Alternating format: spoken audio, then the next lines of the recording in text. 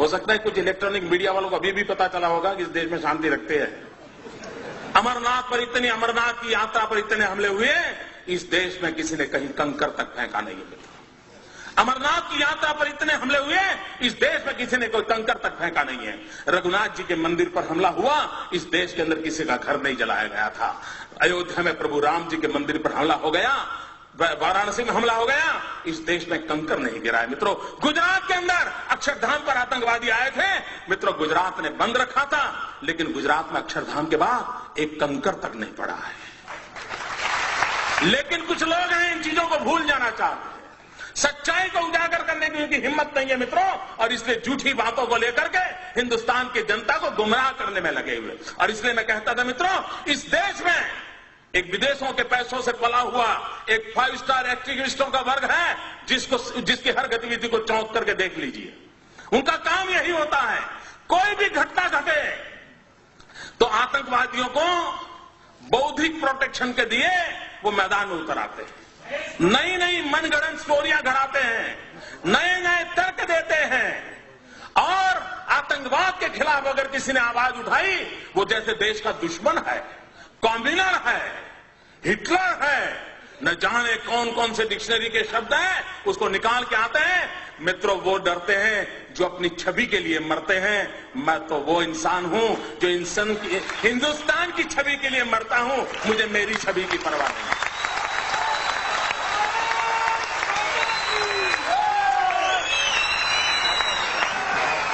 क्या करना है इमेज को दोस्तों? किसके लिए इमेज?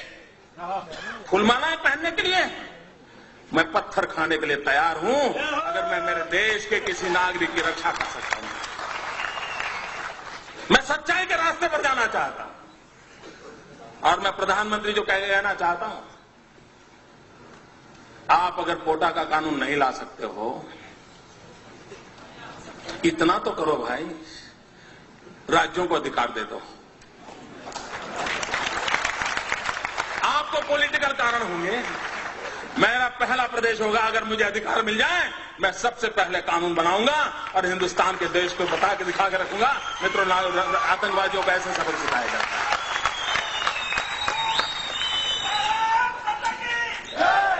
कुछ तो हिम्मत दिखाओ भाई, लोग बेमौत मर रहे हैं और आप अपनी राजनीति पर उतारू हैं, देश के भविष्य की आपको चिंता नहीं है।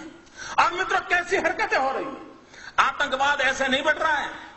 आतंकवादियों के हौसले उतने बुलंद नहीं है जितने रास्ते तैयार कर देते हैं जो आतंकवादियों को चलने काम आ रहे हैं। मुझे बताइए, गुजरात के अंदर एक इशरत जहान नाम की लड़की को, आतंकवादी लड़की को, हमारी पुलिस के साथ एनकाउंटर हो गया। अब उसको मार गिराया।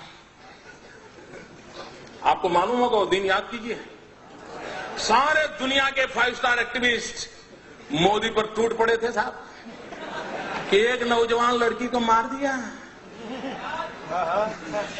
निर्दोष लड़की को मार दिया, गोली से भून दिया।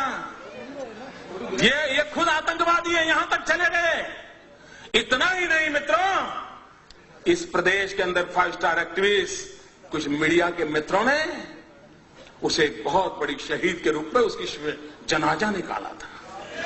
चद्दर चढ़ाने चले गए थे, चद्दर चढ़ाने चले गए थे, और एक पार्टी के नेता 1 लाख रुपया देकर के आते।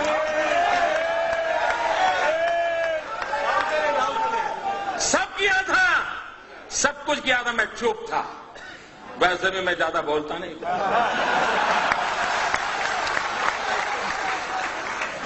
मैं सही जगह पर, सही भाषा में, सही समय पर बात करने का आदमी। सुबह शाम चीख कर अखबार की जगह खराब करने की मुझे आदत नहीं।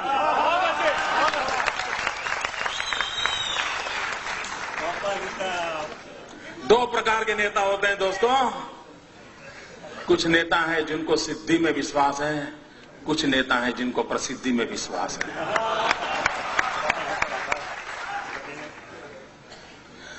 और जब 3 दिन के बाद ग्वाजा टाइम्स, जो लश्कर-ए-तोयबा का एक मुखपत्र है, उसने एक आर्टिकल लिखा, पाकिस्तान में आर्टिकल छपा कि हमें शान से गौरव हो रहा है कि इशरत जहां जैसी एक लड़की ने हमारे मकसद को पूरा करने के लिए अपने आप को बलि चढ़ा दिया। जब पाकिस्तान में तब जाकर के चुप हो गए, फिर पता नहीं उनके वो रिकॉर्ड की वो कैमरा वाली चीजें कहां चली गई, वो चद्दर चढ़ाने वाले कहां चले गए, सारा खो गए। चुप है, 2 साल इतने साल हो गए चुप है, कोई पूछने वाला नहीं उनको। अगर मैंने ऐसी गलती की होती तो साहब मेरे बाल नोच लेते, मेरे बाल नोच लेते। इशरत जहां, मित्रों, अभी एक टीवी वाला बता रहा था कि किसी ने किसी लड़की को बम रखते देखा। मैं नहीं जानता वो सत्य क्या है। लड़कियों का उपयोग हुआ था। जिस दिन गुजरात ने इशरत जहां के एनकाउंटर में हत्या की, अगर महाराष्ट्र की पुलिस जाग जाती तो शायद ये लड़कियां बम रखने के लिए मैदान नहीं होती। लेकिन आपको परेशानी है, आपको निर्णय करने नहीं है, आप डरते हो। मित्रों, ये घटनाएं होती है जब ऐसी बयानबाजी होती है, इस प्रकार के जनाजे निकाले जाते हैं, चद्दरें उड़ाई जाती हैं, 1-1 लाख रुपए चढ़ाए जाते हैं, तब जाकर के आतंकवादियों का हौसला बुलंद हो जाता है कि यार कुछ तो अपने रिश्तेदार यहां हैं, अपना काम चल जाएगा। मित्रों, मैं हैरान हूं कांग्रेस पार्टी क्या कर रही है। कोयम्बतूर के अंदर 98 में एक बम धड़ाका हुआ, चुनाव सभा में बम धड़ाका हुआ। अडवाणी जी उस सभा को संबोधित करने के लिए पहुंचने वाले थे। 58 लोग मारे गए, 58 लोग मौत के घाट उतार दिए गए, निर्दोष लोग मार दिए गए। वो सारे लोग जेल में हैं। लेकिन आपको जानकर के हैरानी होगी मित्रों, केरल विधानसभा में वहां की सभी पार्टियों ने मिलकर के, वहां 2 पार्टियां प्रमुख हैं, कांग्रेस एंड कम्युनिस्ट, और बाकी उनके गठबंधन के साथी है, सबने सर्वसम्मति से एक प्रस्ताव पास किया कि 98 के केस में जो मुख्य गुनहगार मदनी करके जो जेल में है, उसे जेल में से रिहा कर दिया जाए। क्या सब समाचार देश को क्या संदेश देना चाहते हो आतंकवादियों को। केरल असेंबली ने और होली के दिन स्पेशल सत्र बुलाया था मित्रों, स्पेशल सत्र बुलाया था, और उस सत्र के अंदर प्रस्ताव पारित किया है कि कोयम्बतूर का जो मुख्य गुनहगार है, उस गुनहगार को जेल से बरी कर दिया जाए। क्यों? क्योंकि वो चुनाव में उसको कैंडिडेट बनाना चाहते थे। मित्रों, इससे बड़ा दुर्भाग्य क्या हो सकता है। अभी तमिलनाडु में चुनाव हुए मित्रों, तमिलनाडु में कांग्रेस पार्टी ने जिसके साथ समझौता किया है, उस पार्टी का नाम है तमिल मुस्लिम मुन्नणी कड़गम, तमिल मुस्लिम मुन्नणी कड़गम। मित्रों, सीमी पर जो चार्जशीट है, सीमी पर जो चार्जशीट है, उस चार्जशीट में ये तमिल मुस्लिम मुन्नी कड़गम का नाम है। उसी पार्टी के साथ तमिलनाडु में कांग्रेस पार्टी चुनाव समझौता किया और चुनाव लड़ा। मित्र, आप आतंकवाद से लड़ सकते हो क्या? क्यों देश को गुमराह कर रहे हो? और मैं देश के बुद्धिजीवियों को कहना चाहता हूं, क्या यह गुनाह नहीं है देश के साथ? क्यों उनका हिसाब नहीं मांगा जाता है? अगर मोदी गुनाह करता है तो आपको अधिकार है, और मैं सामने से कहता हूं अधिकार है, आप मेरी खाल उतार लीजिए। लेकिन देश के हित में और लोग जो पाप कर रहे हैं, उनसे भी तो देश को प्रशिक्षित कीजिए। क्या ये दायित्व तो नहीं है हमारा?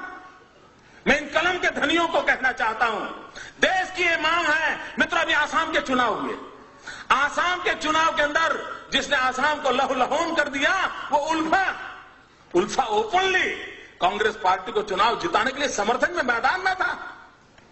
उल्फा जो आतंकवादी एक्टिविटी करता है, जो निर्दोषों को मारता है, किडनैप करता है, आप उसको चुनाव के अंदर आपका राजनीतिक फायदा हो रहा है, इसलिए उसका आप किस मुंह से आतंकवाद के खिलाफ लड़ोगे?